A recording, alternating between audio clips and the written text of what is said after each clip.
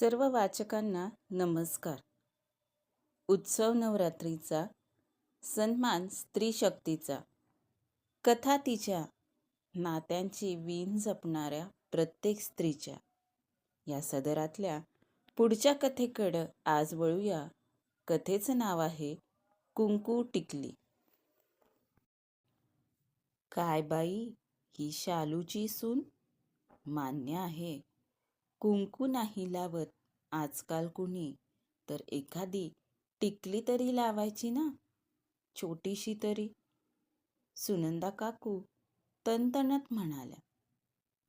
हो ना सुनंदा वहिनी, गळ्यातही मंगळसूत्र तर असं घातलंय. मंगळसूत्र आहे का नुसती साखळी आहे कळत सुद्धा नाहीये. संगीता आत्या नाक मुरडत म्हणाल्या. पण मी काय म्हणते संगीता वंस, अहो कमीत कमी 4 लोकात तरी जरा धड राहावं. शोभतं का हो हे असं? काय तो ढिल्ला पैजामा आणि त्याच्यावर तसलं ते टी-शर्ट. आपण कुठं गेलोय, कुणाकडं गेलोय, काही बघायचं नाही. मनात येईल तसे कपडे घालायचे. ज्योती काकूही आगीत तेल ओतत होत्या. हो ना, बघ तर, शालू वहिनी अगदी काहीच बोलत नाहीत सुनेला. संगीता त्याच्या चेहऱ्यावर चीड अगदी स्पष्ट दिसत होती.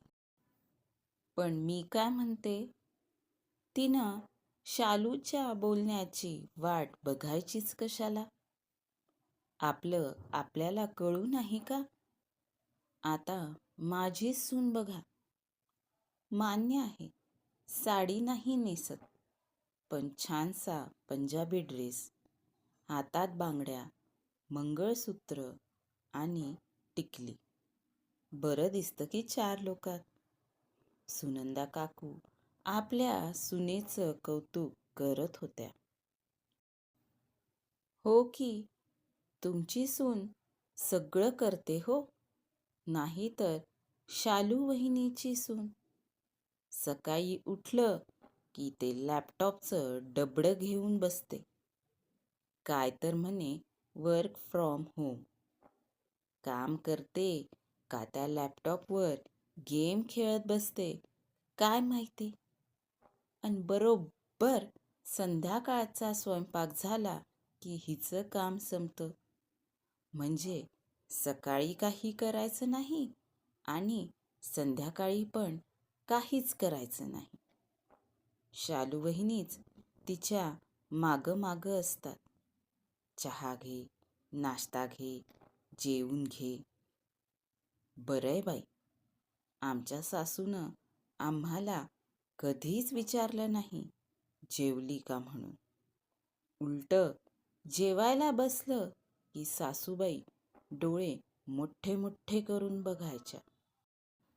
संगीता आत्याचं दुःख उफाळून वर आलं होतं. देशमुखवाड्यात स्वयंपाकघरात जमलेल्या सगळ्या बायकांचा संवाद सुरू होता.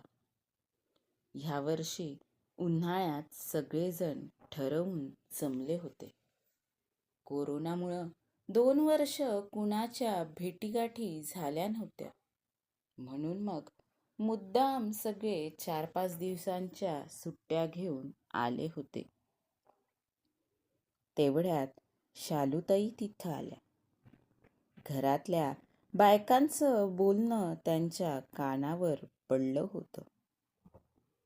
शालू वहिनी, अहो काही नाही. आम्ही म्हणत होतो की मंदारच्या लग्नात कुणाला येता आलं नाही ना, त्यामुळं तुमच्या सुनेसोबत कुणाची ओळख नाही फारशी.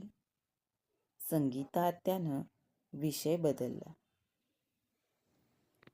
हो, लग्नाची तारीख ठरवली आणि लॉकडाऊन लागलं. मग काय, मुलाचे आईवडील आणि मुलीचे आईवडील एवढ्यांनाच परवानगी होती तेव्हा.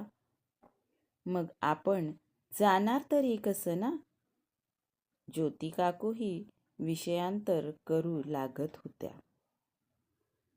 पण काहीही म्हण शालू, तू फारच डोक्यावर बसवलंस सुनेला. कपडे घालण्यावरून तर काही बोलायचं सोडच, तूच तिच्या मागपुढं करत राहतेस. सुनंदा काकू बोलल्याच. त्यांचं बोलणं ऐकून शालूताई तडक तिथून निघून गेल्या आणि आपल्या सुनेचा हात धरून तिला तिथं घेऊन आल्या. ही सृष्टी, तुमच्या भाषेत माझी सून. मंदारसाठी हिला बघायला आपणच गेलो होतो, हो ना? लग्नाची तारीख काढली आणि लॉकडाऊन लागलं.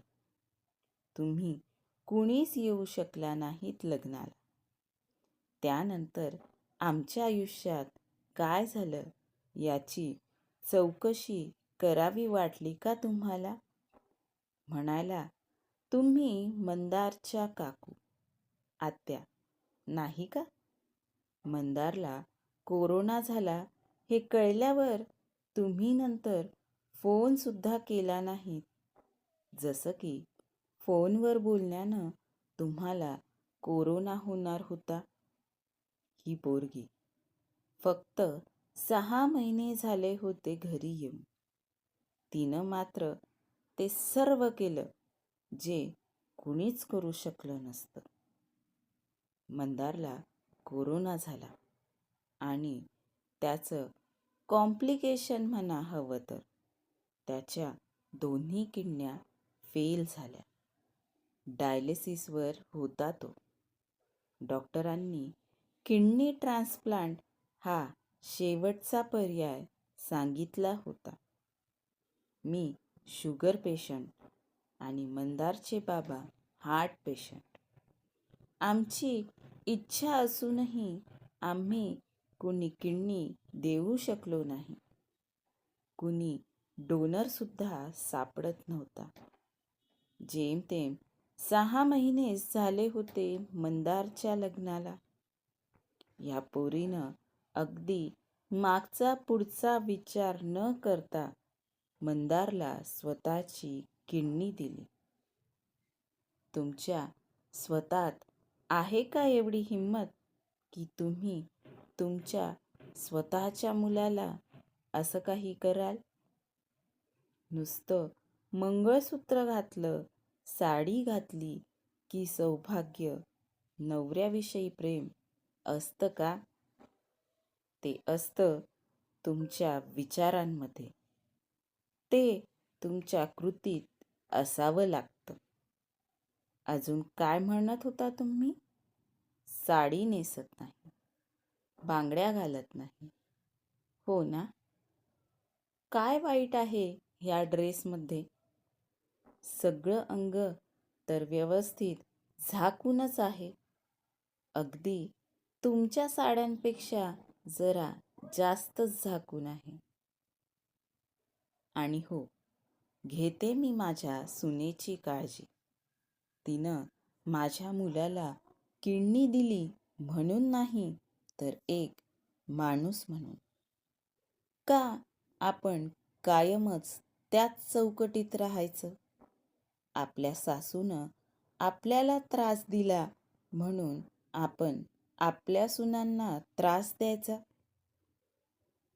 आपण तिला जीव लावला तर ती आपल्याला जीव लावेल ना? आपल्या मुलाच्या नवऱ्याच्या हातात देतोच की आपण सगळं. ते कमवून आणतात म्हणूनच देतो ना? माझी सूनही माझ्या मुलाच्या खांद्याला खांदा लावून काम करते. मग आपण तिला थोडा सपोर्ट केला तर काय बिघडतं हो? चांगले धडधाकट हातपाय आहेत आपले. तरी फक्त सून आलीये म्हणून काहीच करायचं नाही, असं का? आपण तिला आईचं प्रेम देऊ तरच ती आपल्याला लेकीची माया लावेल. चल ग सृष्टी, ह्या कुंकू टिकलीच्या चौकटीत मला तुला अडकवायचंच नाही. तुला हवे तसे कपडे तू घाल, हवे तेव्हा आणि हवे ते दागदागिने घाल. कोणत्याच प्रकारच्या बंधनांच्या चौकटीत मी तुला बांधूनच ठेवणार नाही. शालूताई सृष्टीला घेऊन तिथून निघून गेल्या. सगळ्याजणी मात्र त्या न दिसणाऱ्या चौकटीकडं बघत उभ्या होत्या. कशी वाटली कथा? कमेंट करून नक्की सांगा. आणि अशाच मनाला स्पर्श करून जाणाऱ्या कथा ऐकण्यासाठी चॅनलला नक्की सबस्क्राईब करा. धन्यवाद.